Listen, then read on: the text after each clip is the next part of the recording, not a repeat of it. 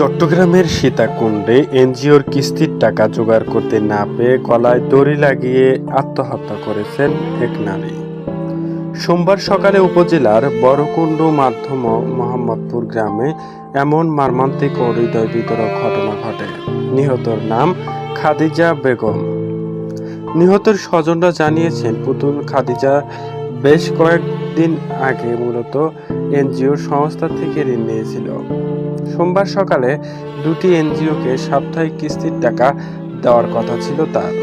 এর আগে রোববার রাতে কিস্তির টাকা নিয়ে তার বড় ছেলে আব্দুল আলিমের সঙ্গে কথা কাটাকাটি হয়। ছেলে কিস্তির টাকা না দিয়ে মায়ের সাথে রাগারাগি করে বাড়ি ছেড়ে চলে যায়। এর কিছুদিন পর নিজ কক্ষে গলায় দড়ি দিয়ে এমন মৃত্যুর ঘটনাটি ঘটায় তিনি। প্রত্যক্ষদর্শীদের বরাত দিয়ে পুলিশ জানান, রাতে যে কোনো সময় নিজের কক্ষে গলায় ফাঁস লাগিয়ে আত্মহত্যা করার এমন মর্মান্তিক ও হৃদয় বিদারক ঘটনা ঘটায় সামান্য এনজিওর টাকার কারণে। দর্শক, জানতে চাই আপনার মূল্যবান মতামত, অবশ্যই কমেন্ট করে জানাতে ভুলবেন না। পরবর্তী ভিডিও পেতে চ্যানেলটিকে সাবস্ক্রাইব করে আমাদের সাথেই থাকবেন। আল্লাহ হাফেজ।